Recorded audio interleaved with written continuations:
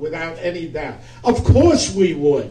You don't have to be a rocket scientist to figure that one out. The point is, the statue should stay exactly where it is at Columbus Circle. Do not fall into the trap of, oh, bring the statue to Staten Island. We'll accept it with open arms. That's losing the battle against people.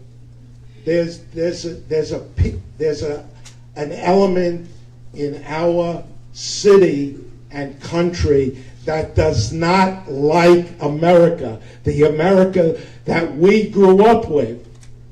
Thank you. Oh, I'm sorry, just one more thing. Could you imagine I don't know what you had in your other hearings, but could you imagine going into some of these other boroughs and somebody telling you to applaud this way? I'm going to try that at Yankee Stadium the next time I go and see how that goes over. I will say, just to be clear, we have done that in every borough. We were right next to the Yankee Stadium in the Bronx yesterday, and people did abide by this. So thank you very much. Richard Connolly. Yes, I'm Dick Conley with the Schiller Institute.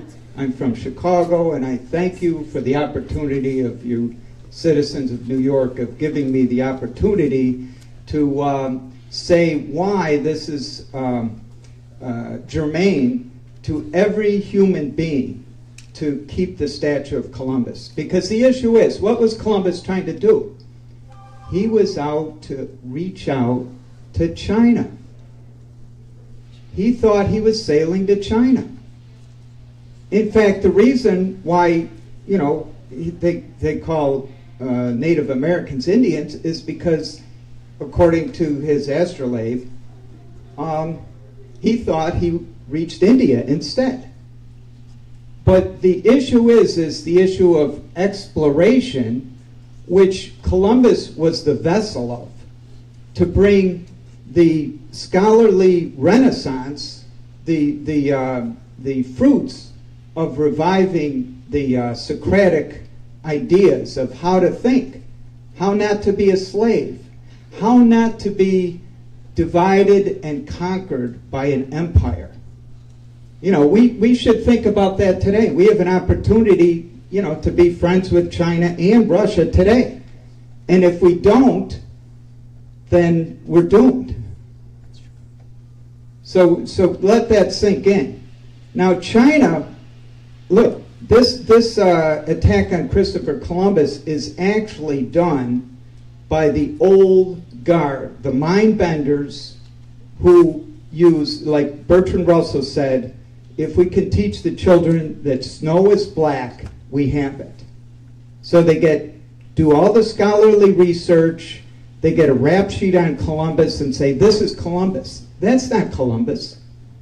Columbus was a unifying figure for all mankind, and everybody who values their humanity should be fighting to keep that statue up and should be studying the Renaissance that Nicholas of Cusa and Leonardo da Vinci and all these wonderful Italians have. They have the right to be proud of what they contributed for all mankind, and they should not lose that. And the singing, we're very big promoters of singing, and we'll be singing over there in the next borough at St. Joseph Cole Cathedral on December 16th, if you can see our classical music concert. So just for all humanity, we should learn to live together with one another, and don't offend the Italians. I mean, they have feelings too, right? Thank you. Okay, Edward, please. Actually, it's Leonard. I'm sorry. It's Leonard. Leonard. Yes. Sorry, Leonard. Leonard Robusto. I'm from the Knights of thank Columbus. The task before you. This committee has the opportunity to proceed along either of two lines, the line of divisiveness or the line of inclusion.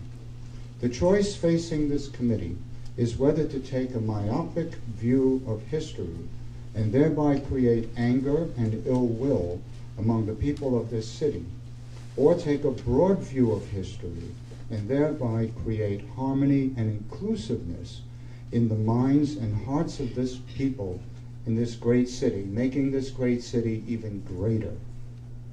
On the one hand, this committee could suggest the removal of the statue of Christopher Columbus.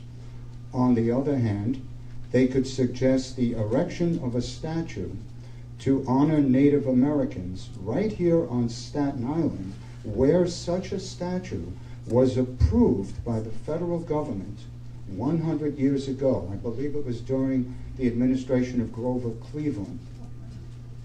Future generations and critical historians will assess the working of this committee. Don't fail in the task before you. Take the line of healing and inclusiveness, not the line of anger and divisiveness. The choice between Columbus and Native Americans is not exclusive. Rather, the choice is for this committee to suggest honoring both. Have the courage to embrace that approach, which will lead to harmony, healing, and inclusiveness among all the people of the city of New York. Keep Columbus and honor the Native Americans. Thank you. Please, thank you very much. Thank you very much. Thank you.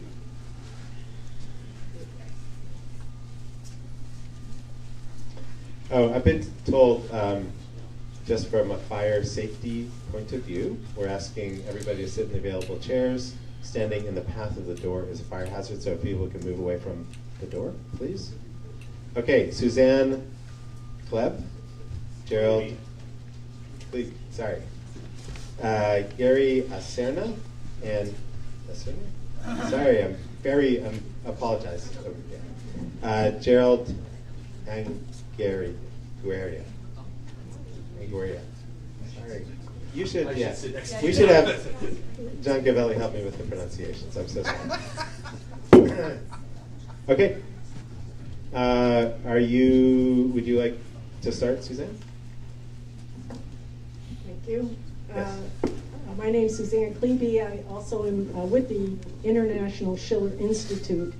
The Italian director of the Schiller Institute issued an open letter to President Donald Trump in defense of Columbus and indicated the impact in Italy of hearing what was being proposed in the United States, and made a very strong statement to the president that it was critical to support the Italian heritage, but also this heritage of the Renaissance. She references in here, she says, as an Italian citizen and chairwoman of Movisol, Lyndon LaRouche's movement in Italy, I call on you to intervene in defense of Christopher Columbus and Columbus Day, the same people who are out to destroy the US presidency, led by Wall Street speculator George Soros, who destroyed the Italian lira in 1992, are also trying to eradicate history and culture, not only in the United States, but internationally. Cardinal Nicholas of Cusa, his Italian collaborator, Toscanelli, Columbus, Vespucci, and others were part of an evolution in culture, art, geography, and science, which made the discovery of America possible. The deliberate explosion in human creativity that was the Italian Renaissance is a truly proud moment in all humanity's history, and not merely for Italians. The people who want to abolish Columbus Day, whether they are maliciously witting or merely deluded, are out to also dismantle this Western cultural and scientific heritage.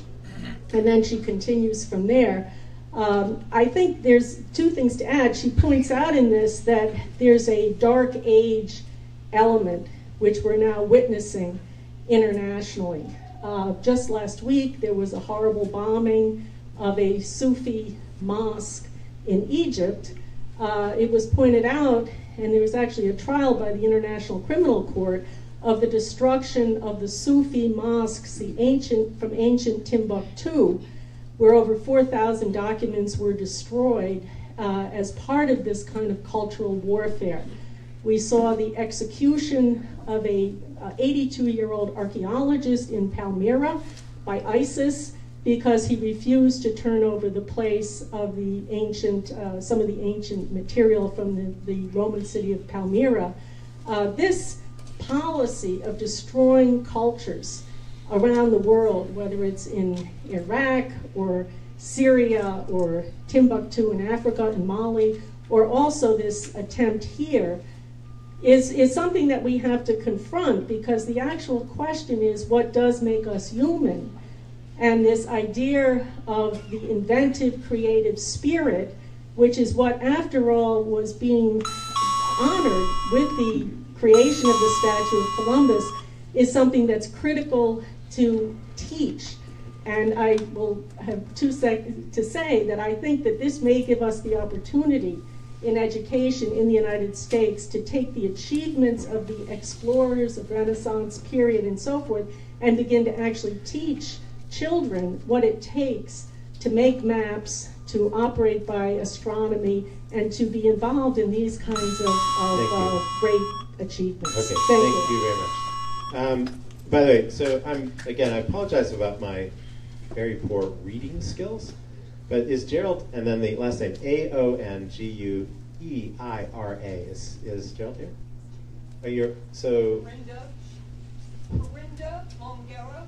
No, okay. Let's finish this. Go, Gary, and then we'll get to the next panel. Go ahead. Yes, good morning. My name is Gary Yasera. I'm also with the Knights of Columbus, as Mr. Rosso is. And I'm here to ask you not to take down that statue, because if you do, it is an insult and an offensive act to every Italian American that's made a positive contribution to society. And this has to stop.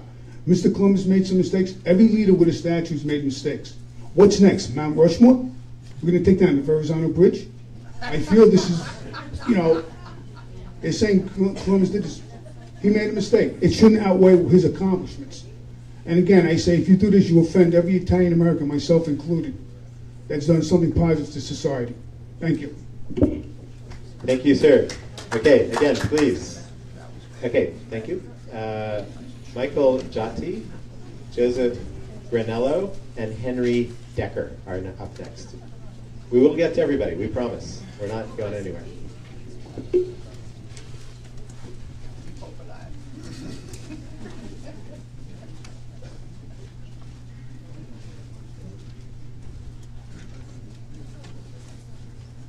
Okay, there we go. And sir, you are? Joseph Granello. Joseph, and then second is? Michael Gotti. Michael, okay, and then Henry, okay. So go ahead, Joseph, you're up. My name is Joseph Granello. I live on Staten Island. You speak right into the mic. Okay. My name is Joseph Granello, and I live on Staten Island, Sunnyside, just down the road a bit. And I do not have any prepared remarks. But what I'd like to share with you is what Christopher Columbus means to me. My parents came here, actually my grandparents came here the turn of the century. And they came out of abject poverty in Italy. My grandfather came from a little place called Alano di Piave, which is in the northeast part of the country. Now, each time I think of him, I get a little emotional because the guy didn't even have a pair of shoes. And proof of that, I'd like to read a brief paragraph from a letter that I found written in 1935 from Italy to my uncle, who was living here in the United States. And it's just one brief paragraph. And the woman says to my uncle, "I would like to ask you a big favor, of course, if you can." This was written in Italian, so it's our translation. "If your mom and sister have any old clothes for winter that you no longer use, for us, anything is good, since we will be using everything, even an old pair of shoes, if you can, and it is not an inconvenience." Christopher Columbus, when you look at the statue, he came across and found the country where I grew up in, I was born and raised in Hell's Kitchen. I retired from AT&T as a manager, found my own business for the last 26 years. And I appreciate America and what Christopher Columbus gave to us. Thank you. Thank you, sir. Michael, you're next. Primarily, I would like to thank Ms. Gianelli and Mr. Benjamin for bringing us here. And also, I see there's a lot of vets here today, so thank you for your service to all the vets. And I wanted to actually turn the attention, primarily I do support taking down the statue of Christopher Columbus, because although it may mean a lot to Italian Americans, you also have to remember what it does mean to Native Americans. That symbol is a symbol of genocide, it's a symbol of rape, it's a symbol of murder. It's not just, this city is not just for us. I also just wanted to point out that the politicians that were here, thank you for the ones that did stay, but there were others that stayed to talk for themselves. They heard maybe one or two people and then they left. I'm just aggravated that while we had to listen to them, where are they to listen to us? They're never here and they don't, you know. Please. Thank you to the ones that did stay, like Senator Savino. I also wanted to point out there's statements made, like Assemblyman Ron Castrini said the left. I'm a proud progressive, I'm a proud liberal, proud Hillary and Bernie supporter. By him saying the left, that divides us. I don't see myself as the left. I see myself as a Staten Islander and an American who has an Italian heritage who does support taking down the statue, but I see us all as Staten Islanders, not the left and the right. We should be unifying on issues like education. When my textbooks are from the 1940s, that's a bigger issue than worrying about a statue in the city. When we have vets that are homeless, when we have vets that go to the VA and wait months, that's an issue. When we have a tax bill that I don't know about you guys, but I'm going to see a nice little increase, like Nicole and I like to talk about before, we want to talk about property taxes. The new tax bill that's about to go in will destroy everybody's property taxes with the Trump tax bill. These are things we should be focusing on, not if the Columbus statue in Manhattan should be up or not. And if it is taken down, I understand it does mean a lot to some, but we also have a lot of other things to be proud of than just one statue and one man. Because Columbus doesn't represent the entire Italian heritage. There's a house down in Rosebank, the creator of the, supposedly Alexander Graham Bell's creator of the telephone. We all know the Italian American down in Rosebank created the telephone, and you can go see that house if you're very proud of your Italian heritage. That one statue shouldn't mean that much, and we should all be unifying on other issues. Right now the country's immensely divided, and it shouldn't be that way. I know you guys may feel as if it means a lot to you as an Italian American, but I don't know how you would like it if someone, let's say the Black Lives Matter group came out and created a Black Lives Matter statue, because I know Black Lives Matter offends many of you too. If that's their heritage and they came over here and they created a statue, you probably wouldn't be that happy too. We should be unifying on issues, not dividing over the issues. This is, to me, a pointless conversation. We should be worrying education, homelessness, vets' rights, healthcare, our elderly, our young. That's what's important for the community to thrive as one. You know, we need to stop saying the left or the right. We are one. We're all Americans. We're all Staten Islanders. We should come together on that. Thank you. Please. Again, I'm asking everybody to express your applause like this. Please, thank you. Henry, you're next. Good morning. My name's Henry Decker. I'm a retired... Please speak right into the mic. I'm a retired New York City firefighter and an arts educator. Political correctness. The dictionary defines it as the avoidance, often considered as taken to extremes, of language, policies, or measures that are perceived to exclude, marginalize, or insult members of particular groups of society. The mere thought or suggestion that statues or memorials that have graced our city for years should be considered for removal is the epitome of political correctness.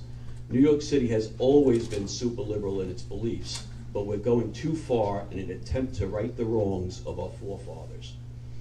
We cannot alter or eradicate history to suit the agenda of any one group of people. Equality and inclusion must be for all. It can't be like a flavor of the month club. Our past, our history, is part of evolution. We've made mistakes, and we've corrected a lot of them. Not all of them. We've got a long way to go. The United States was founded on white supremacy. Article 1 of the Constitution referred to slaves as 3/5 of a person, and Article 4 required states to return runaway slaves. We all know how wrong slavery was, but it did happen. That means that 12 of our first 18 presidents owned slaves. That means that 3/4 of Mount Rushmore will need to be imploded if the symbols of hate movement continues across our land. Grant's tomb up on Riverside Drive, sorry, it's got to go. He owned slaves and was an anti-Semite. Do any of you have room for 250-year-old corpses in your family plot? Of course, I'm not making light of the atrocities of our nation's past, but we must learn from our mistakes and move toward the future. To remove these monuments will not change history, and we stand to lose more than we would gain. Consider losing the following: Trinity Church, built by slaves; Tweed Courthouse, named after the most corrupt boss the city has ever known; Thank you. the Frick Museum. Henry Frick was known as the most hated man in America. Carnegie Hall. Many of Andrew Carnegie's business activities today would be considered immoral and illegal. Would we rename the Malcolm X and Betty Shabazz Center in Harlem because Malcolm preached violence and black supremacy? We haven't even approached the issues of landmark status, removal cost, or city versus state. Many of these symbols are city landmarks, some national historic monuments. Ultimately, who would pay to remove all of these statues? The taxpayers. And then there's the question of where will they go? They'll sit in a city warehouse somewhere for a little while, then all of a sudden someone will realize that each of these things weigh between 15 to 40 tons. And the going rate for bronze yesterday was $1.75 a pound. Wouldn't you know it, overnight, piece by piece, they'll mysteriously disappear, Sir, never if you to could be seen wrap it again. up. Thank you. Scott Malcolmson, a writer for the New York Times and a senior official at the UN and the US State Department, sums it up by saying, "I doubt the past can be apologized for in any case because it is beyond the reach of forgiveness. The past can only be understood and integrated into the present. Its effects of present recognized and incorporated into a daily practice that repair cannot have an ending any more than the past has an ending. This is not an apology, but a moral life in a tragic world." Okay, thank you. Okay, thank you very much. The next three is Lawrence Toto, John Hecklinger, and Joseph Hannum.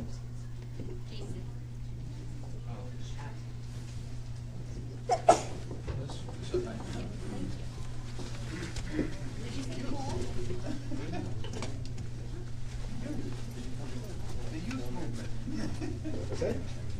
Yeah, you're not up yet. You'll be the next screen. Okay. All right, sir, on the left, your name is. I'm sorry. You're right. Yes. John Hecklinger. You're John. Okay, and then second is. Jason Adam. Sorry, Jason, and then you must be Lawrence. Okay, John, you're first. My grandparents were Jewish immigrants from Eastern Europe, but today I consider myself an Italian. In preparing my brief remarks today, I took a one-day crash course on Columbus and the holiday that bears his name. It's hard to believe that from such humble origins he achieved so much in his lifetime. It's also hard to believe that we are judging an historical figure from the 15th century by 21st century standards of political correctness. From Wikipedia, I learned that celebrations of his voyage took place as early as 1792, when various cities, including New York City, marked the event on its 300th anniversary. During the administration of President Benjamin Harrison 100 years later, there were further testimonials to his achievements, and in 1866, for the first time, Italian Americans in New York City observed Columbus Day in honor of their joint Italian heritage, Columbus having been born in Genoa, Italy. It became a statutory holiday in Colorado, of all places, in 1907, and in 1934, President Roosevelt proclaimed it a federal holiday. Then, in 1992, on the 500th anniversary of this historic crossing of the Atlantic, Berkeley, California, what a surprise, replaced Columbus Day with Indigenous Peoples Day, a trend that caught fire with other localities, and sadly brings us here today where this commission decides the fate of various statues erected in his honor. Without delving into the misdeeds that Columbus is supposed to have committed 500 years ago, I can only point out the slippery slope that this commission is embarking upon.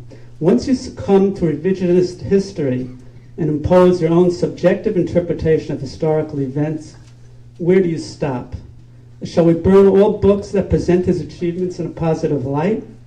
Shall we ignore the undeniable and remarkable achievement in maritime navigation that he brought about and his accidental discovery of a new route to North America at a time when most of his contemporaries were skeptical of what he was trying to accomplish? None of this is meant to deny the cruel and unjust treatment of the native Indian population that occurred over ensuing centuries. But if you're serious about righting this historical wrong, perhaps you can start by returning to the Indians, Manhattan Island, which our Dutch forebears built them out of for 60 guilders, or $1,000 by today's accounting. My fear is that this commission is nothing more than a show trial, and the fate of the statues is already a fait accompli. I implore this commission to step back from this dire and dangerous step and instead focus city resources on the real problems of New Yorkers: rising homelessness, the breakdowns in the subway system, the need for infrastructure overhaul, declining education standards, and housing shortages, just to name a few. Please leave Columbus alone. Thank you. Joseph, you're next. Please speak directly into it. I don't think that this is a topic that we really need to be discussing, because I mean, I'm coming from Staten Island, I'm coming from Graniteville. Oh, yeah, Mike. So, like, this isn't really what we need to be concerned about. We need to be concerned about, you know, like when they tore up Richmond Avenue. They had Richmond Avenue torn up over a month. Alright, I blew out 2 car tires, that's the point. But the point is that my kids and everything, they're not going to be able to learn the way that I learned. Just because someone's offended, someone's going to get offended, you know, everything's going to offend someone. So why are we going to turn around and get rid of something that stands so much for some people? You know, like if you don't want to offend anybody, we're going to get, what, get rid of all the statues in New York? That's all I got to say. Okay, thank you, Joseph. Lawrence, you're next. Hello. I think this is it's kind of stupid because there's more pressing matters than there's a statue, like homelessness and all that. So that's what I got to say. Okay, thank you. Brevity is the soul of wit. Paul.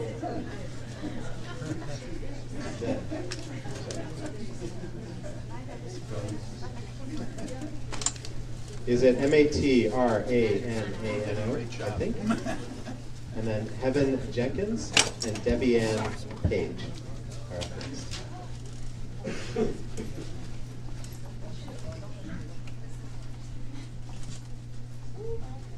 And you're Paul, and then next to, okay.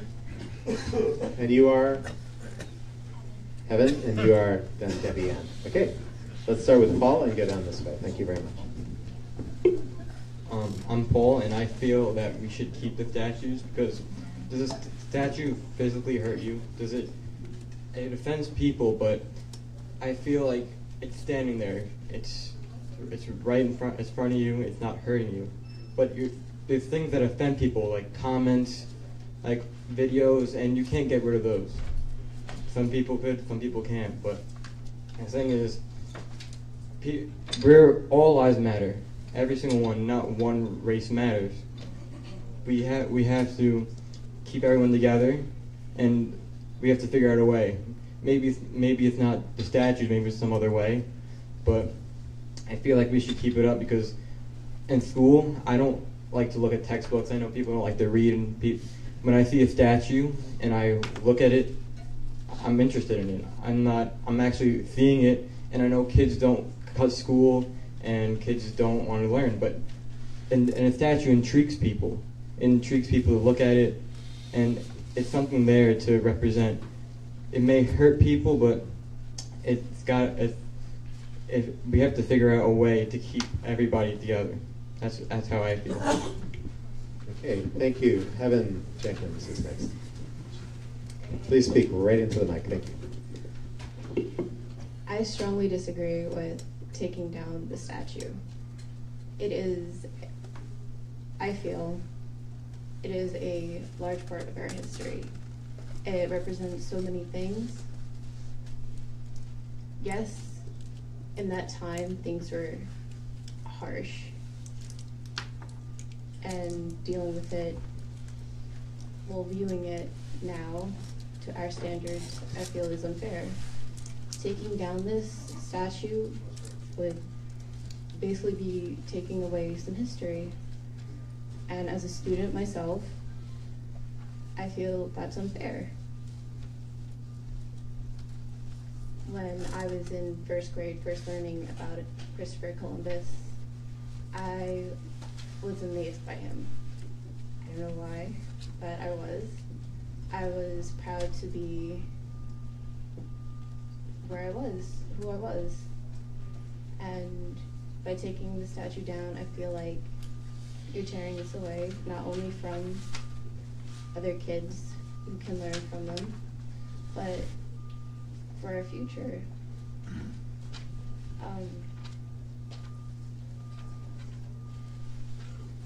Basically, taking it down would mess up kind of for future reference. Like, Right, please speak right. yeah, I'm sorry. It's okay. Just taking it down in general, it would kind of take away a lot. We can learn a lot from our mistakes from the past. Like, from earlier, someone said that, like, slavery was a terrible time, but we've learned it from it, we fixed it. Women earning the right to vote, we've learned from it, we fixed it. There's some things we can't fix, but we can move on further from it. And it should be a landmark from how far we've come. We shouldn't erase something just because some people are offended by it. There's a lot of things that offend people, a lot of things that even myself I don't like, but it's a part of our history and it should not be removed. Thank you. Debbie and Paige. Hi, good morning everyone. I am a historian of African American history on Staten Island. I think I'm one of few who even exist.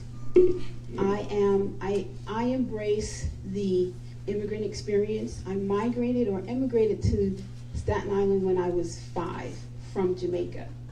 My family is, currently my niece, my brother, and my sister-in-law live in Torino. And I find myself struggling with the issue. But here's the thing.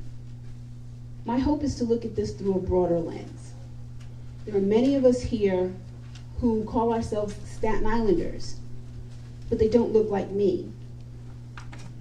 Growing up in Staten Island, I can say to you that I didn't see teachers who looked like me. So the narrative and the story that was given to me was through their lens. Therefore, we were taught, I can sing the best Hanukkah songs, and I look forward to it every single December. I know the Italian-American experience. What I don't know thoroughly, or didn't know thoroughly, was the African-American experience here on Staten Island. When I talk to people about African-American history on Staten Island, the first thing people say to me is, did you go to the Sandy Ground? But the history of Staten Island, of African Americans in particular here on the island, is much longer and broader and have much more depth than that. So although I struggle with the issue of taking down a statue, we could possibly rewrite the language underneath the statue. It's much cheaper to point out the acts of genocide, to point out those things that we find offensive. Leave the statue up.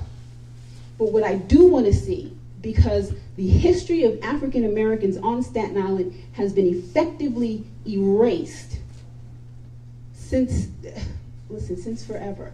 Because it doesn't, as I go through now, my hope is to start to create markers, because this is not just about taking down a statue. This is an art and monuments and marker commission. And I'd like to charge us as the commission, as Staten Islanders, to create the markers of the places on Staten Island. Stapleton has a long history. Black people have been in Stapleton since its inception. But the people of Stapleton have also had to endure all kinds of things. The Civil War draft rights met the UAME church at its door. We need a marker to preserve that history so that people can learn and understand and know what it is. I just want to take one more moment to say thank you, everyone. But I do believe that this is a conversation that needs to happen. We do need to sit here. It's not just something that should just go away. It's not insignificant, because there are others outside of yourself, outside of myself, that makes this important. Thank you. Okay, thank you. Thank you very much. The next three are Michelle Gerald, Elizabeth Gillette, and Zanacia Matz.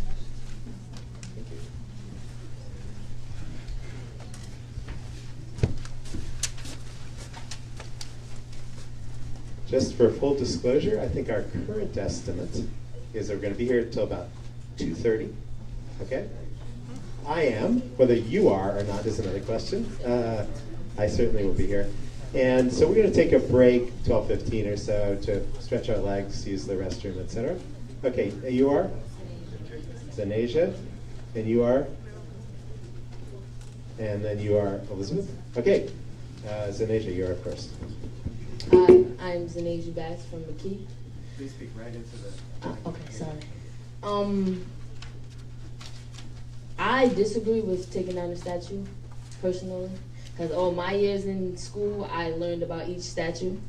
So, I mean, looking at those statues made me feel like I was there, even though I wasn't there, I wasn't born at the time, but I felt like I was there. Taking down these monuments will not change the past. It will just make things harder for our future, especially for my little sisters. These monuments and markers have stories behind them that make up our world history today. History that teachers still teach till this day, because I'm still learning about each and every other statue in this world. When people take down these monuments, what will kids learn about from our past? Instead of taking down these monuments, they should add more. Add more statues that explain more of our history and what went on. Each student in this world has I did not mean to say student.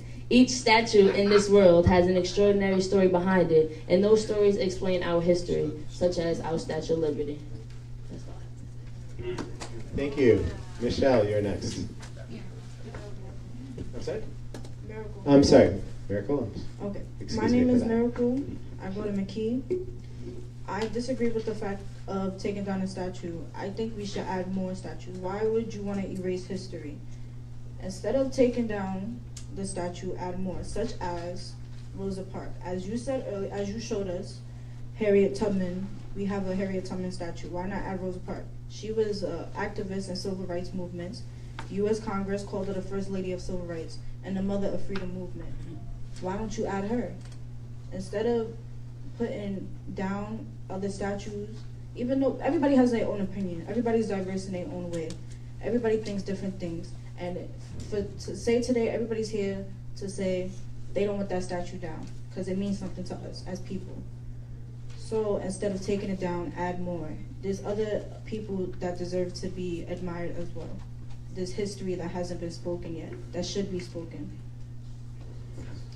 Thank you, Miracle. I'm sorry about mispronouncing your name. Hello, my name is Elizabeth. So as my fellow peers said, when I first was offered this opportunity, I feel like a huge part of this controversy is what's going on in social media. I honestly feel as though the controversy of race and who's right and who's wrong. I feel like that's a huge part in what this whole debate is about. For example, the Columbus statue. At first, when you search up on social media, you see, like, when you do your research, you see a lot of people saying, "Oh, you should take it down. He's a killer. He's this, that, and the third. He was, even though he discovered America, that he did a lot of things like starting slavery.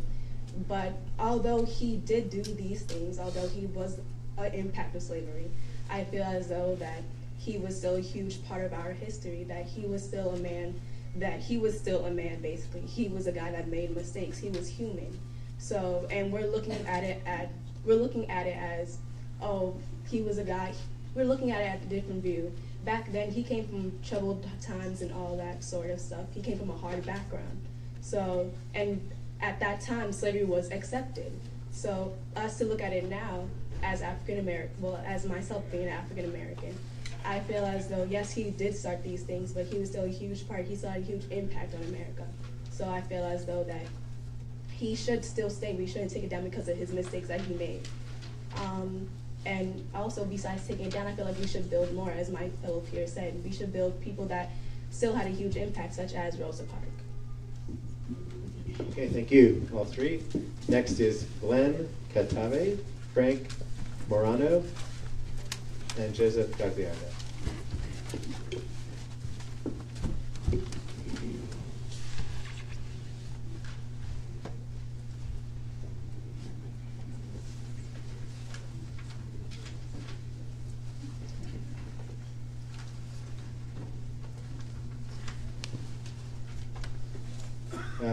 Right, Joseph on the left, yes, and Frank in the middle, and Glenn on the right. Okay, on mine, I'm sorry. Okay, Joseph, you're first. We're going this way. Good morning, good afternoon. My name is Joseph Guayado. I represent the 110,000 Italian Americans in civil service, National Council of Columbia Association, and about another 500,000 I represent as the chairman of the Conference of Presidents of Major Italian American Organizations. I'd like to thank you and for your service, an unenviable job you have. And with that, I want to say, where is the woman that started all of this? She seems to have disappeared. I would have liked to have seen the person, the Speaker of the City Council, who I refuse to mention her name, at the very least testify, since she dragged me out of bed on August 21st, standing in front of a statue, proclaiming to be speaking for Indians, which didn't appear until a month later in a letter form, not in body. But she created this, and yet she hasn't found the respect to be able to sit in front of you and actually give testimony, or at the very least speak to the city after what she did. I don't speak as well as most people do, but I do want to come here today and put a couple of things together. I've heard, why are Italians so upset? Christopher Columbus has nothing to do with Italians. Italy wasn't even created. Christopher Columbus was the uncle in the next room that was invisible. We were taught, many of us Italian Americans were taught very simply that he was a voyager. Wasn't a great man. He was like an Al Franken. A couple of months ago we would have put up a statue. Today, not so much. I had to do one. He was the uncle in the next room. We learned that he was a voyager. We learned that he lived beyond his own vision, and that's what he actually did. We go to that statue. It's part of us. It's part of who we are, and that's why Italian Americans are offended. History is history. That's the reality. Everything that we're looking at now is the interpretation. Do not take that statue down. That statue was vetted 3 times in its history. When it was being considered to be erected, when it was brought before the Italian community and they donated pennies and nickels to erect it, and then later on in history, when the holiday was named after him. That statue was already vetted. Let's leave it alone. Let's leave the date alone. Let's leave the memorials alone. If we were a perfect nation, and this is the only way I would go along with destroying anything, every single family whose money came from owning slaves would have to give up their wealth. Then and only then would we be a perfect nation. We are far from perfect. So let's leave our statues alone. And for you people that want to put markers on my statue, here, how about we educate kids or give them a cell phone and let them Google it? Every statue has a kiosk. Thank you. Frank, you're next. My name is Frank Morano. I'm an Italian-American, obviously, but I'm not going to speak as an Italian-American. I'm speaking purely as an American. Abe Lincoln once said that the world's last best hope was the United States. Today, 150, 160 years later, the United States is still the world's last best hope. Christopher Columbus's discovery way back when in 1492 led to the creation of the world's last best hope. Let's not forget that. Also, I'm hearing that he made mistakes. He practiced genocide. He did not practice genocide. Nobody knew how smallpox was spread. There was no germ theory at the time. Let's be very honest. As a matter of fact, yeah, it was brought to the New World. However, syphilis was brought from the New World to the Old World and spread all over the other continents. So it was an even trade of demons. Let's be very honest about that. As far as that goes, practicing genocide, Europe was hit by the plague. The plague came from Asia. Do we blame Asians for the plague? Say that they practiced genocide in Europe that killed 60% of the people? No, we don't. Because there's things that happened way back when, out of ignorance, we didn't know about germ theory. These things were not known at the time. As far as slavery goes, he did not bring it to the Americans. Slavery was practiced on every continent of this earth, including the Americans. You know, all the Native Americans weren't going around singing Kumbaya together. They fought each other, they were in wars and everything else, like every other people on every other continent. Little known fact, slave traders from North Africa and the Middle East used to raid the southern coast of Europe and take millions of Europeans, especially from Spain and Italy, to North Africa to be sold in the slave markets. So this is something that occurred all over the world. So we are attacking Christopher Columbus on things that he did not do. I'm not defending him as an Italian-American. I'm defending him purely as an American. I'm going to go to one other gentleman. I'm going to go to Robert E. Lee. He's called a traitor. He fought for the South. Well, he wasn't a traitor, which we have to remember. At that time, people had loyalty to their state over the country. His first loyalty was to Virginia. We might not like that or not, but that was his loyalty. When the Emancipation Proclamation took place, he turned around and he freed all of his slaves. At the end of the war, the man worked very hard to bring the United States together. Okay? Many people in the South wanted the Southern soldiers to go into a guerrilla warfare, which would have been horrible for the whole country. Okay? He turned around and told them, "No, go home and be good citizens." And that's what he did, Robert E. Lee. There was a case after the war where he went to church one day, and he went up to receive communion, and a black gentleman went up to the aisle also. And it was right after the Civil War, and people were, like, you know, taken aback by this. And Robert E. Lee got up, went to the front, and kneeled down on the kneeler next to that black gentleman. Okay, so I want to bring that out too. Okay, thank you. Glenn Kate. Good morning, everyone. I've addressed this committee 3 times, so I have no intention of doing so today. I'm here to address the people of Staten Island. Sir, can you please? As you can see, I'm a black man. I have dreadlocks, and we are all oppressed people. I'm not here to create division. I'm not here to knock you down on your heritage. You have every right to celebrate your heritage. There's absolutely nothing wrong with that. What my issue is the narrow lens that people are coming with, the absolute ignoring of the fact that Columbus's people raped 9 and 10-year-old girls. It's an objective fact, and it's in his diary. I'm not saying anything that's not an objective fact. It is in the diary. Take the time to read it. Also, 80% of the Arawak population was eradicated after a 25-year period. The way that I see it is that if Dr. King did that to 9 and 10-year-old girls, and if Dr. King eradicated 80% of the Italian population, I would be out there with you protesting against statues of Dr. King and against his narrative, no matter what he did. So the reason why we're here appealing to you is because there are objective truths about genocide. If you look up the definition of genocide, that's what he did. We're not looking to erase the history of Columbus. We're looking to also bring up the history of the indigenous people and the black people. And I understand this gentleman here mentioned the fact that people didn't know about disease at that time. That I understand. However, the issue that I have personally, and that a lot of people in my position have, is that the next decision was to enslave black people. So the majority of black people that are here in the United States are here as a result of that decision. And so it holds a lot of weight, and I feel very emotional saying this because we're asking you to listen to us. It's very simple. If you're down for an objective dialogue, that's how we move forward as a people. Celebrate your heritage. Be Italian. That's what being American is all about. But what I'm trying to say is that I'd like to extend an invitation to all of you. On December 3rd, this upcoming Sunday, at Columbus Circle, we are going to have a virtual reality and augmented reality art exhibit at the statue.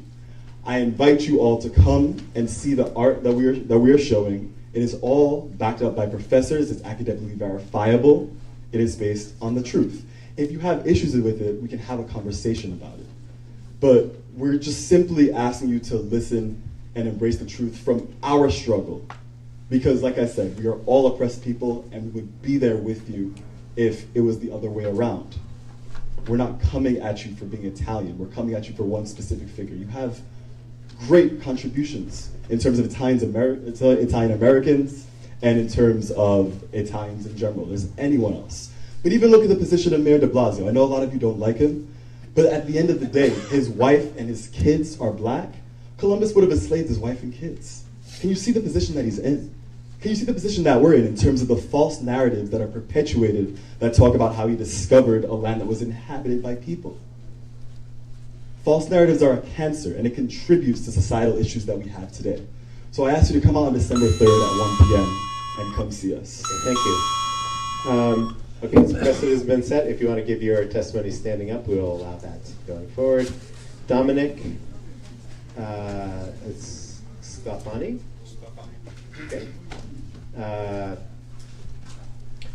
Pandarith In and Sarah O'Neill are our next panel.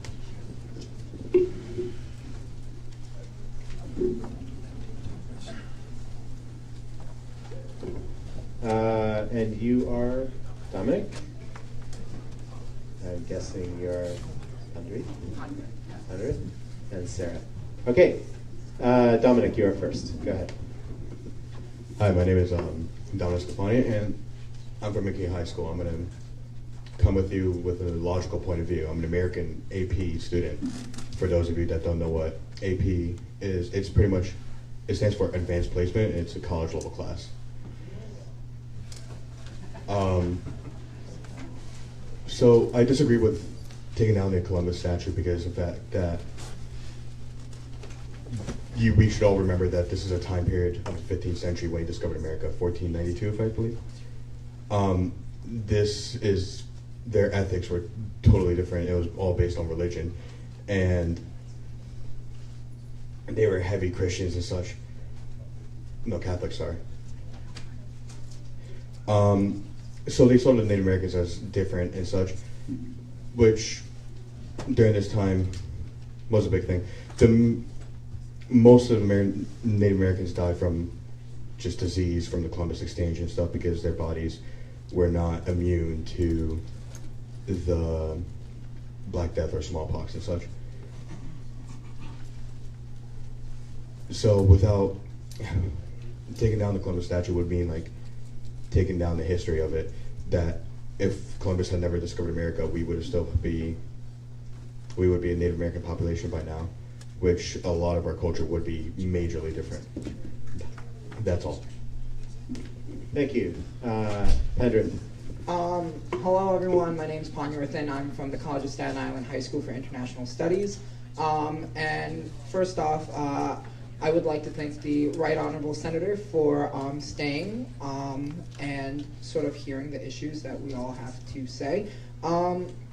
As a student who takes AP Comparative Government, and as a former student who took AP United States History and Politics, I have learned about who Christopher Columbus was, but also I have learned in high school that men are flawed.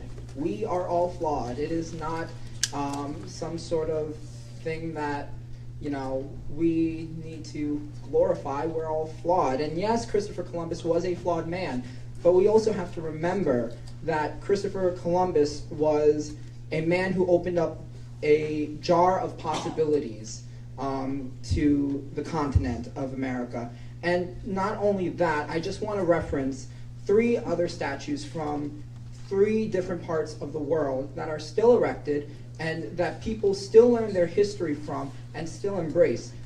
In the Renaissance, the Medicis have ruled with an iron fist, but they have treated their people with humane respect. I have had the honor and privilege to visit Italy over the summer. There are statues of the Medicis all over Italy. In Iran, there is a statue of the feet of the late Shah Pahlavi, and in the UK, there is a statue of Oliver Cromwell outside Westminster Abbey. And yes, Oliver Cromwell has been seen as a person who has oppressed people, but he is also seen as a leader of the modern parliamentary system in the United Kingdom.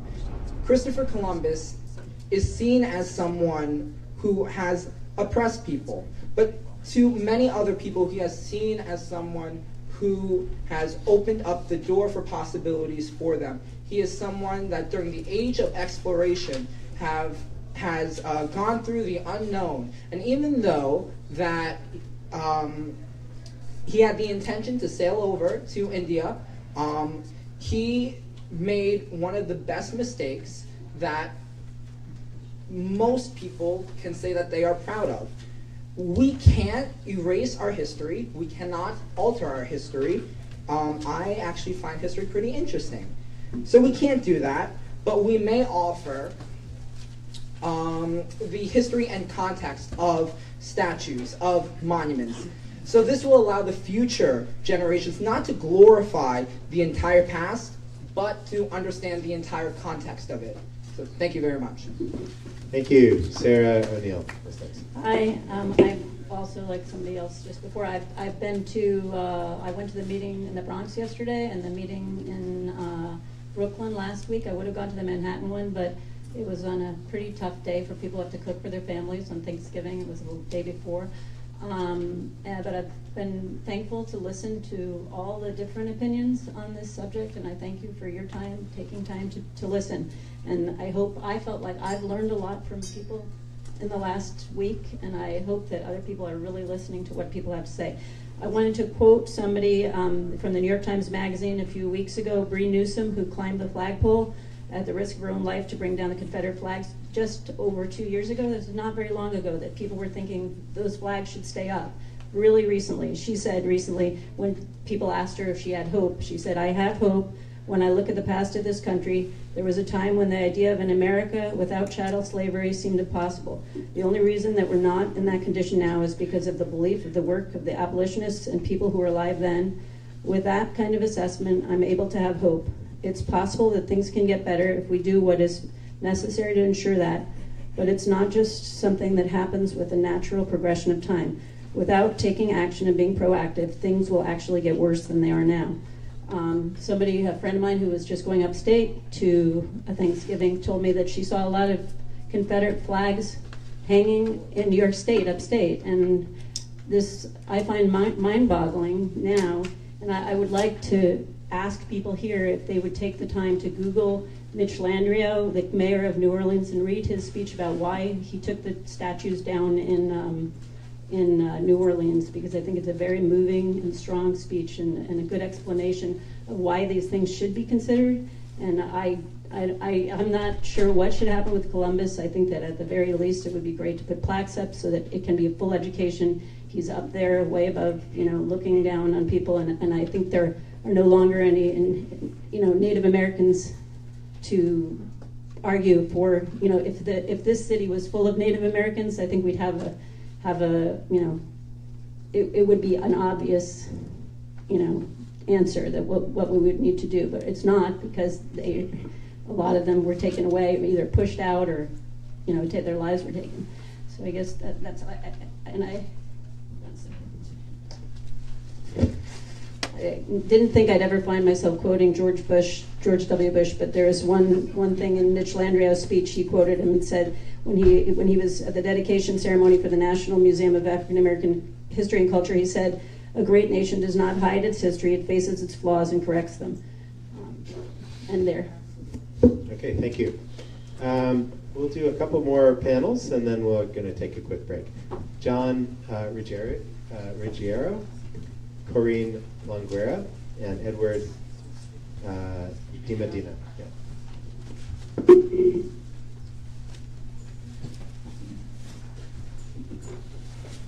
And so you are? John Ruggiero. You're John, okay. You're Edward. Corinne? Yeah. Okay, thank you. Okay, we're going to go left to right. You're up. Okay, thank you. My name is John Ruggiero. I live in Egbertville. That's actually on Staten Island. I don't think this hearing is just about the Columbus statue. It represents what should be done for many, many statues in the city. But as many people said, don't change history. These monuments were erected to people who did something notable, to standards that were acceptable under the norms of society at the time that they were done. These people did more good than harm. As time goes on, society's norms change, and a lot of people have brought that out. So if we're going to make a decision, we should look at what was done at the time the statue was either erected, or what was done or what the norms were at the time the person was honored. Don't wipe out history. Don't set new standards. Today, we have the highest standards for everyone other than ourselves, and we judge everybody to standards that we don't live up to. Every person that has a statue out there, or a monument, or a marker, had flaws. We all have flaws. I would say that what you should do is add a plaque. I mean, there's controversy on this whole issue. So what happens when you have controversy? Well, maybe you'll meet in the middle somewhere. Statues don't come down. You should add plaques, as somebody previously said, or markers that indicate what the controversy was about the statue, not to remove them. Also, if we look at all of the people that we, as an example, today we have this whole problem with the sexual harassment. If extramarital affairs was a consideration, whether you should be recognized or not, should we delete Kennedy? Should we delete Martin Luther King? Should we delete probably half the people that are out there with monuments? So the bottom line is, add a plaque. That'll satisfy a lot of people, but don't take the monuments down. Thank you. Thank you. You're next, yes. Hi, my name is Edward. I just like to say, I remember reading the Bible once, and I wanted to know, I was searching for God, to change my own past, because I did a lot of wrong things in life too, but I paid for it. But you know what? Sometimes you look, and you look at the history books, you also look at the Bible. We're all sinners. You know what I'm saying? And I don't try to look at people's past, because who am I to judge? I should judge myself by my own actions. And sometimes when you do look at a statue or a history book and you get that negativity, it just makes me want to be a better person today than what I was yesterday. The idea is to grow up. I think there's a lot of problems in Staten Island today. We need houses. We have people in the streets. Come on, let's work on those issues. To me, this is like a waste of time. Leave everything alone. Why are we going to change history? The idea is to grow up. If you don't like the statues, just say, hey, I don't want to be like that. I want to be better than that. You know what I'm saying? I learned from other people, and I made plenty of mistakes. I'm sure if you look at my name, but besides the point, I had a chance. I came from Staten Island. I'm going to give you a little story. I was in Brooklyn, New York. The Russians was coming in here. It was my birthday, July 11th. My last day, I seen my sister. She gave me $5. I was homeless. I was by Trump Village on West 6th, and they tried to rob me over looking at a soccer jersey, not a soccer jersey when Italy won the World Cup. I said, well, it's my birthday, maybe I'll get a free cup. I'm homeless. I went to South Beach Psych Center, you know, and I realized what I am supposed to do. All the mistakes, you know. Sometimes I ask God, and I think we all ask God, are we forgiven? You know, is when we wake up, we're blessed. You know, we're blessed that whatever nation you're from, whatever religion you believe in, God loves all of us. So let's focus on those serious issues, housing, people that need food, you know what I'm saying? I mean, you got churches, some churches give you showers. They should be doing that out here, you know, for people in the streets, you know. But the most important thing is there's nothing wrong with the past. We're supposed to learn from our past, especially our own, you know. So let's focus on more serious issues, and let's get this economy back, because you know what? Everybody's worth something, you know what I'm saying? And if we put in, we get out. And we have to do it together. It's not a racist issue. It's not a jealousy issue. It's a growth issue. It's time to grow together. Thank you. Thank you.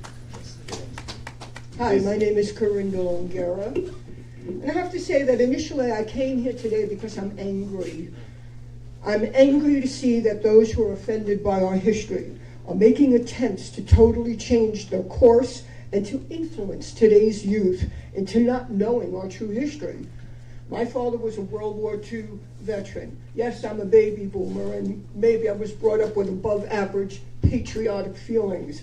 It hurts me to see the way the flag is being treated and what's going on in this country.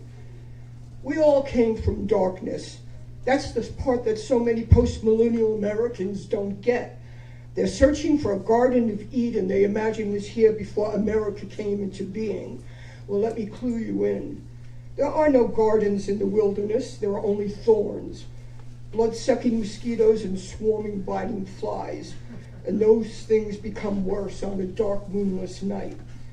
And every night was dark before our founding fathers lit the torch to show us what is possible. So why are so many raging mindlessly against who we are? What's all the self-righteous banter about the peaceful ways and inherent nobility of the Stone Age people who preceded us? That's been the counterculture narrative for half a century. But the truth about pre-colonial America is very different. Slavery was widespread among Native Americans also. Tribes, long before Europeans came to America, Apaches and Navajos regularly raided the more peaceful Pueblo Indians to plunder their goods, steal their land, slaughter their young men, and enslave their women. Mayan priests would regularly cut out the still-beating hearts of their subjects to satisfy the bloodlust of their gods. Of course, some of America's founding fathers owned slaves, and of course, some European colonists exploited Native American tribes. What part of this darkness? Please speak right into the mic, yeah. Speak right into the mic. I'm sorry. What part we all came from this darkness don't we get? But as a fledgling America struggled to wrest free from the tyranny of the British Empire, the better angels of our nature took over. The only nation in history to eschew the divine right of the kings in favor of the God-given rights of the common man and woman, and fought a great civil war to outlaw slavery. No one has ever done that before in history. No one. And a century later, by hard work, big dreams, and Yankee ingenuity, America achieved the highest standard of living for its citizens that they would have ever seen. So I have some more advice for some of you who are still searching for this Garden of Eden. Stop for your searching and look around. You're already here. The blessings of America are plain as the noses on your faces. And remember, if it were not for Christopher Columbus, there might not have been a birth of America. If it were not for the Civil War, we would not be the United States of America. and removing the Columbus statue in Columbus Circle would be as obscene as removing the Statue of Liberty from New York Harbor. Both are gifts to the people of America from foreign countries who recognize our extraordinary history. Okay, Thank you. good, thank you. Okay, please again. Okay, thank you. Nadia, do you have some more cards? I have, okay, Carl, CIA, CCIO. Gotcha. Okay. Andrew Pastelli and Martin Vega. And then I think we'll take a break after this one.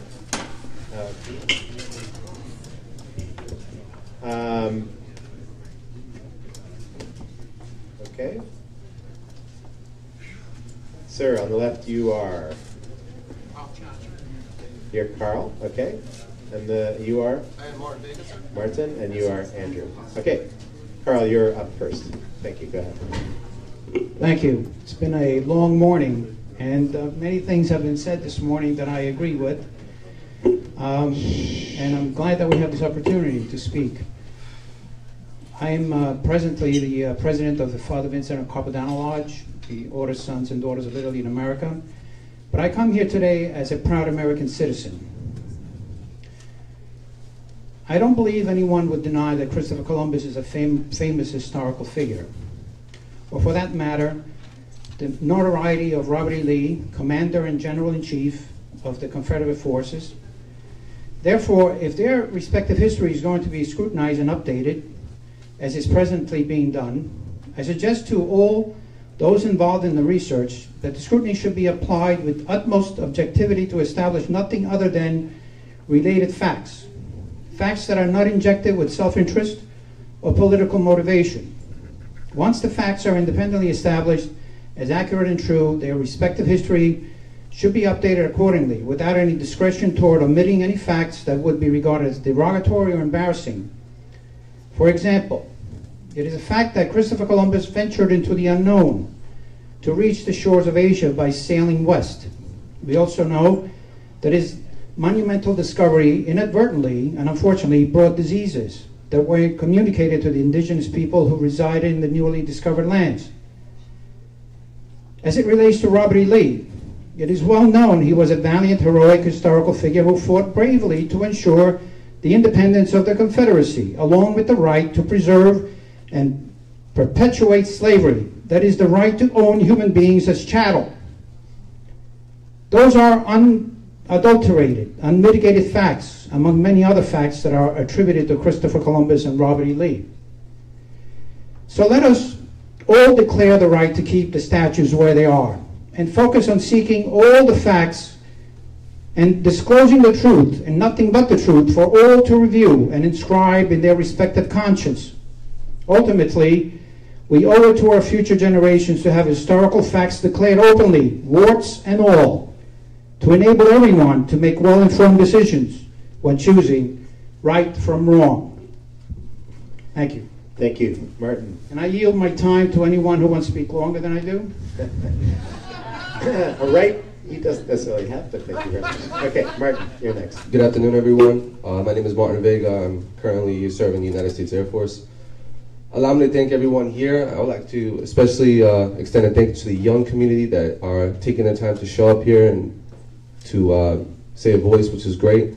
I'm not one for public speaking, but when I heard the Christopher Columbus statue was going to be removed, I figured as an American I had to rise up and help and stop this. Allow me to disclose that I am not an Italian. I'm Puerto Rican, and I am Colombian. Before I enlisted, my grandmother used to take me to the city during the summertime every year, and she would take me to places that meant a lot to her because she was an immigrant from Puerto Rico. And she told me that there's so many beautiful statues in New York that embody people that made a difference in history. One of those marvels was the Christopher Columbus statue. It reminds us how that this is the greatest nation in the world, and it was formed by an idea whose man who was punished for his beliefs, that he was ridiculed to believe that the world wasn't flat, that he can travel and see the world for what it really was. He challenged the social norms of that time to create and help foreshadow our future nation today. When I came back from the Air Force, My grandmother had severe Alzheimer's, and she doesn't really remember who I am anymore. It would hurt her to know that they're even thinking of considering taking the statue down, so I will not tell her. If the destruction of this statue brings solution to this temporary problem, I fear then what this nation is coming to. Tearing down the statue damages the idea of the American dream and what this nation can provide. The Great Wall of China has been built since 260 BC. It was designed to separate themselves from other Asians, yet millions of people around the world spend thousands of dollars to go see a wall built on top of dead bodies. That is, if anything, one of the greatest symbols of segregation on this earth today. We cannot rewrite history. However, we can be celebrating the collective of cultures that helped build this nation. As a city, we can stop this latest trend of stripping this world of its treasures and capture the success of past. Mayor de Blasio said in his campaign slogan that this is our city, but moments like today prove that it really is not. We need to work together as a people and voice our concerns, and this truly is one of our biggest ones today. Please leave the statue as is, for it brings hope to the future generation of people, men and women, to come. Thank you. Thank you, sir. Again, please, Andrew is next. Thank you, sir. I think this is a watershed. Please speak right into I believe this is a watershed moment for the whole nation, because this question isn't only unique to Staten Island nor New York City. And I think the question is being muddled in a number of ways. Number one, we're not talking about any other nation. We're talking about the United States of America as opposed to any other nation. We're talking about individuals who had a direct effect on America as opposed to any other nation. Is it the good or the bad? Is it the right or the wrong? Is it truth or falsehood? And I think it's more about truth or falsehood, and this scares a lot of people, because for so long we have been miseducated about our past. And what we are now living in is an age of enlightenment. Enlightenment due to our progress, particularly so when it comes to artificial intelligence and our ability to obtain information and to weigh that information. And I feel that the younger generation now are reacting to the lies or the miseducation that has been presented to them for so long, not only here on Staten Island, but through the whole United States.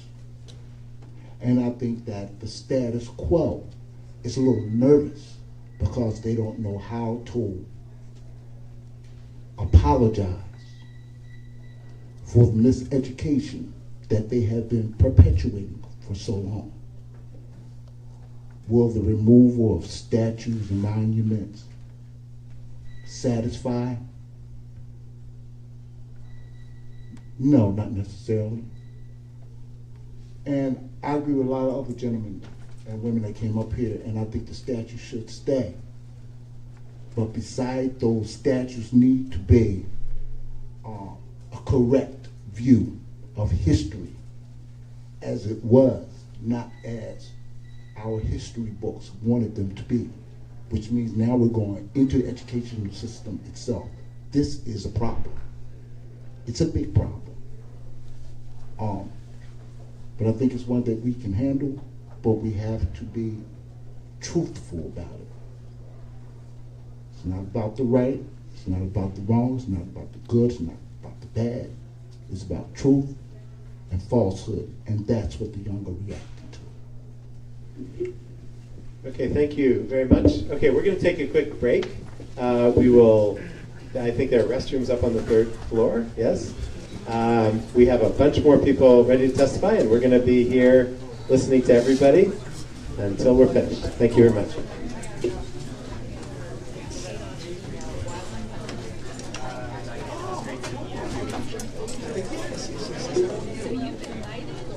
I was nominated by the president.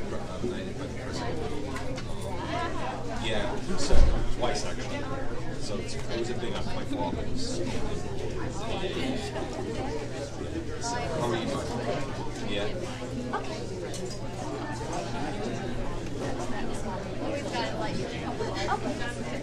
Yes, yes, I was involved with it. They were doing a good job. I was involved with it. Yes. There was a lot of controversy. Do you then go back and sort of clean it up? I actually was disagreeing with what Columbus right. When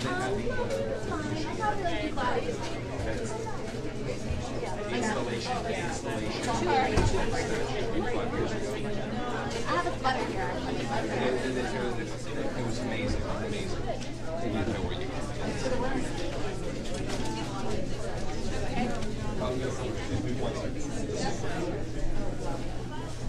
How long have you been there? Yeah.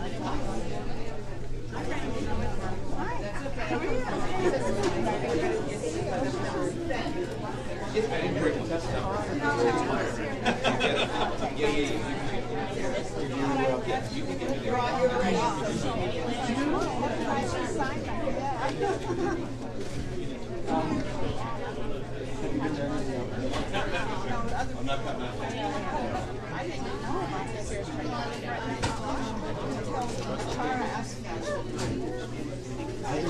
Contextually relevant presentation. Yahoo. Thank you.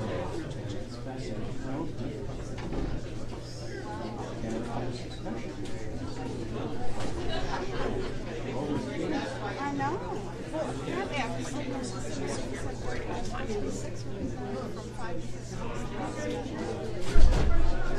Which are right here. Yeah. A lot of the other people were too, but I'm not sure who put it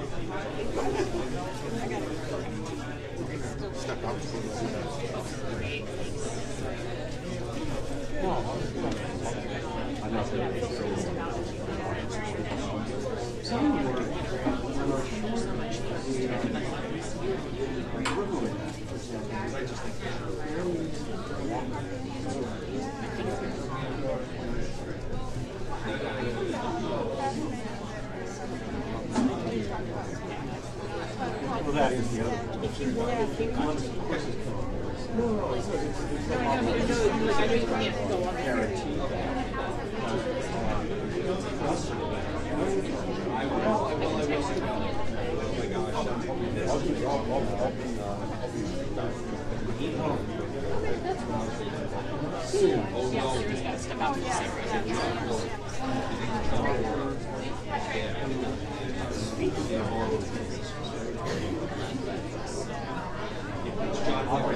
By the way, that's still safe.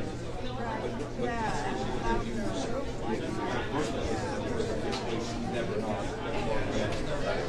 No one was defending. Well, and that one's been. Yeah, what happened is it was down somewhere, I forget where, and then they moved it to East Harlem of all places. Like, what is this? You know? Yeah, yeah.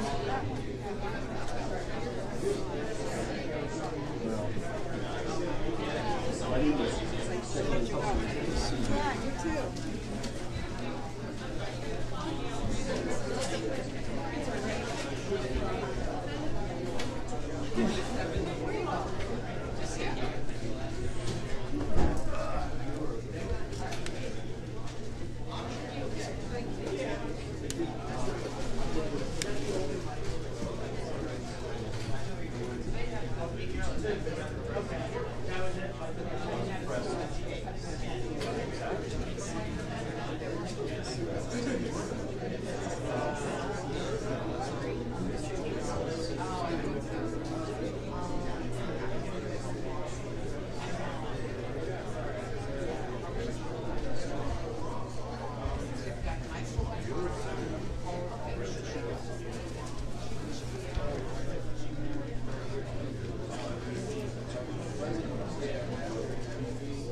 Uh-oh.